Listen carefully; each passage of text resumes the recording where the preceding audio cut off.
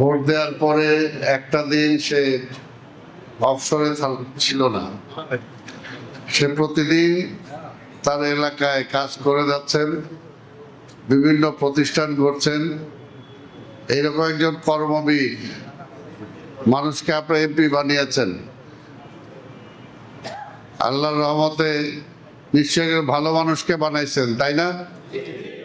এবং এটাই হয় যারা মানুষের মন জয় করতে পারে। আমার মনে হয় যে এই 1 বছরের মধ্যে যদি আবার হামিদের ইলেকশন হয়, ওর কম্পিটিটার্স কেউ থাকবে না, তাই না? যদিও চাই না সেটা হোক, 5 বছর পরে হবে ইনশাল্লাহ।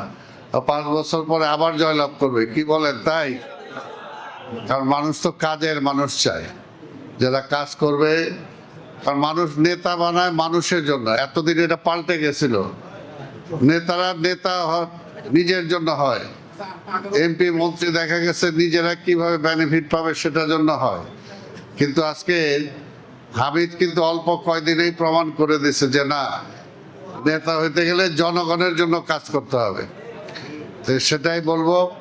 এখানে আমাদের আরো অন্যান্য নেতা উপস্থিত আছেন, আমাদের ককুল সাহেব আছে, নাইম আছে, রফিক ভাই আছে, আমাদের কৃষক দলের সভাপতি সহ আমাদের যুব দলের সিনিয়র ভাইস প্রেসিডেন্ট সহ অনেক, আমি নাম বলে সময় নষ্ট করতে চাই না। সবাই আমাদের নেতা, সবাই আমাদের কর্মী। আজকে আপনারা যে সমস্ত কথা বলেছেন বা আপনাদের সংসদ সদস্য যে সমস্ত কথা বলেছে, এগুলো তো এলাকার স্বার্থে বলেছে, তাই না? তা আমরা যারা দায়িত্ব নেই, আমাদের দায়িত্ব তো পড়তায় যে মানুষের কল্যাণে কাজ করা। তো মানুষের কল্যাণে কাজ করা, হামিদুর রহমান হামিদকে আপনারা এমপি বানানোর আগেই সে কিন্তু মসজিদ, মাদ্রাসা, এমন অনেক প্রতিষ্ঠান আছে যেগুলোতে অনেক দান করেছেন, যেটা অনেকে 5 বছর অনেকে থাকার পরে অনেকে করে না, কিন্তু সে করেছে। তার সেই মনটা আছে, তার মনটা বড়। আমার মনে হয় তাকে আপনারা ধরে রাখবেন, তাহলে যে কোনো কাজ হবে। যেন এই পর্যন্ত আমার দ্বারা সে যে কয়টা পারছে, এই যে কবরস্থানের টাকা কমানো, শ্মশানের টাকা কমানো, আরো এলাকার কিছু কাজকর্ম, সব কিন্তু সে যেভাবে বলেছে আমি চেষ্টা করেছি। এইখানেও শুধু এটা বলতে চাই যে আপনারা যে দাবিগুলো সে করেছে, এগুলো সবই ন্যায্য দাবি। এবং আমি আমার আওতার যতগুলো আছে, আপনারা যদি জায়গা দিতে পারেন তাহলে অবশ্যই সেগুলো আমি ব্যবস্থা করে দেব। তো জায়গাটা আপনাদের দিতে হবে। জায়গাটা যদি আপনারা দিতে পারেন তাহলে সেগুলো সব করে দেব। আর সবটা হয়তো প্রশাসক হিসেবে পারবো না, কিন্তু প্রশাসকের পরে যদি ভোট দিয়ে আপনারা মেয়র বানান, তখন ইনশাল্লাহ একটা দাবিও অপূর্ণ থাকবে না, সবগুলোই করা যাবে। এখানে আমাদের মাননীয় প্রধানমন্ত্রী, তিনি কাজের লোক, তিনি কাজ চান। আর এই কামরাঙ্গীরচর একটি এমন একটা এলাকা ছিল যে এলাকায় কোনো রাজনীতি ছিল না। এই যে দেলোয়ার বলেছে যে কত বছর, ঠিক এখানে শুধু একা দেলোয়ার না, বিএনপির এমন কোনো নেতা কর্মী বাদ নাই যে এলাকায় অবস্থান করতে পারছে বা পুলিশের মার খায় নাই, জেলে যায় নাই, খুন হয় নাই, আহত হয় নাই, এইরকম কেউ বাদ নাই। তো কাজে আমাদেরও বিএনপির নেতা কর্মীদেরকে একটু ধৈর্য ধরতে হবে। সবাই মিলেমিশে এই যে নির্বাচন হবে, মনে করেন আমি দাঁড়ালাম মেয়র, আর কমিশনার যদি একটা জায়গায় কয়েকজন দাঁড়ায় যান তাহলে তো অসুবিধা। তো সেই জায়গায় আপনারা আপনাদের এমপি হামিদ সাহেবের কথা শুনতে হবে, তার সাথে আলোচনা করবেন।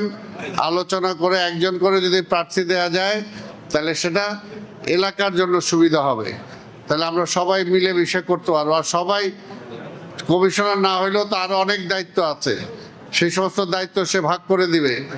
তারপর 16-17 বছর কষ্টে ছিলেন, অনেকের ব্যবসা নষ্ট হয়েছে, অনেকের চাকরি চলে গেছে, অনেকের বাড়িঘর চলে গেছে। আমি এটা বলতে পারি যে আপনারা জনগণের উপরে কোনো চাঁদাবাজি করবেন না, জনগণের উপরে কোনো প্রেশার দিবেন না, জনগণের উপরে অন্যায় কোনো অত্যাচার করবেন না।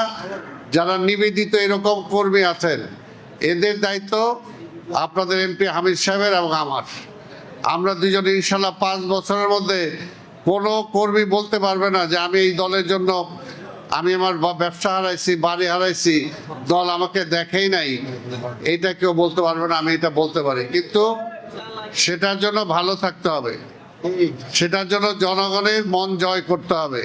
এমন কোনো কাজ করবেন না যে এমপি সাহেবের উপরে যাতে বদনাম যায়, এমন কোনো কাজ আপনারা করবেন না, এমন কোনো কাজ করবেন না। আর আরেকটা বলি, আমাদের মাননীয় প্রধানমন্ত্রী এখনো তারে অনেকে বুঝেন নাই, সে কিন্তু কোনো অন্যায় সহ্য করার মানুষ না। তার বাবা যেরকম ছিল শহীদ রাষ্ট্রপতি জিয়া রহমান, যে যাকে বাংলাদেশে কেউ দুর্নীতির একটা ছোঁয়াও দিতে পারে না, নিজের দলীয়করণ আত্মীয়করণের কোনো কথাই বলতে পারে না, তো সেই তার সন্তান কিন্তু তারেক রহমান, বেগম খালেদা জিয়ার সন্তান আমাদের মাননীয় প্রধানমন্ত্রী তারেক রহমান। কাজে তাকে সফল করতে হবে, তাকে সফল হলেই হামিদ সাহেব সফল হবে, আমাকে সফল করলে আপনারা সফল হবেন। তো কাজে সেটার জন্য ধৈর্য সহকারে আপনাদের কাজগুলো করতে হবে। এবং আমি তো আবার বললাম, যে কাজগুলোর কথা বলেছেন ইনশাল্লাহ একটা একটা আপনারা জায়গা দিলে এখানে অফিস, সিটি কর্পোরেশন অফিস আমি করে দেবো যদি আপনারা জায়গা দেন। এখানে যদি জায়গা দেন আমি আপনাদের মাঠ করে দেব, খেলাধুলার ব্যবস্থা হবে এখানে। আরও যেটা বলেছেন ফায়ারিং বিভাগ, এটা যে সমস্ত বিষয় আছে আপনাদের এমপি সহজে করতে হবে, এমপি সহজে আমি করে দেবো ইনশাল্লাহ। আমরা কাজের লোক, আমি ভাই কাজের মানুষ। এই বয়সে এসে আমার নিজের আর কিছু চাওয়া পাওয়ার নাই। আমার চাওয়া পাওয়াটা হলো সম্মান। আপনারা যদি আমাকে সম্মানটা এনে দেন, আপনাদের জন্য যা যা করা দরকার সব কিছুই করবো ইনশাল্লাহ। দীর্ঘদিন আমার সাথে আপনারা রাজনীতি করেছেন, আমাকে আপনারা চিনেন, আমাকে আপনারা জানেন যে আমি কিরকম লোক। তা আমি আর বক্তব্য দীর্ঘায়িত না করে আপনাদের সবাইকে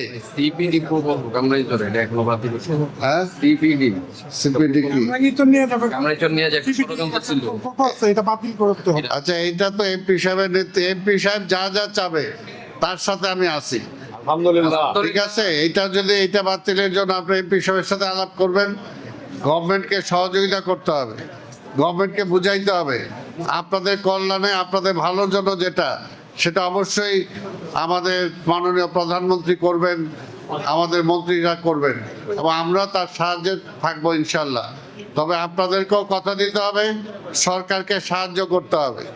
সরকার মাত্র 15 দিন হয় নাই, আসছে এখনই অনেকে অনেক রকম কথা বলতেছে। কাজেই সময় না দিলে কোনো কাজ হয় না। একটা সরকারকে বুঝতে হলে অন্তত 2 বছর দেখতে হবে এই সরকার কতটুকু কাজ করলো, জনগণের কল্যাণে করতে পারলো কি পারলো না। এখন এই একটা মানুষের ঘর যদি গুছান, আপনি একটা জায়গাতে আরেকটা জায়গায় যদি যান, এটা কি 1 মাস 2 মাসের মধ্যে সব গুছানো হয়ে যায়? হয় না, এটা সময় লাগে। ঠিক তেমনি ভাবে এই সরকারটা আপনাদের জন্য কাজ করতে পারতেছে কিনা একটু সময় দেন, তারপরে দেখেন। 17টা বছর তো একেবারে সবকিছু শেষ হয়ে গেছে। এটাকে ভালো করার জন্য আমাদেরকে সেই সময়টা দিতে হবে। এমপি সাহেবরা সবসময় সহযোগিতা করবেন ইনশাল্লাহ, এবং আমি আপনাদের লোক, আপনাদের সাথে আছি, সবসময় থাকবো। আমার জন্য দোয়া করবেন। তা আমার জন্য তো ভোট আপনাদের এমপি সাহেব চাইছে, আমার আর চাইতে হবে? কি বলেন আপনারা? আমি আপনাদের এমপির সাথে আছি ইনশাল্লাহ, আপনাদের সাথে আছে, আপনারা আমাকে চিনেন। আপনাদের সবাইকে ধন্যবাদ।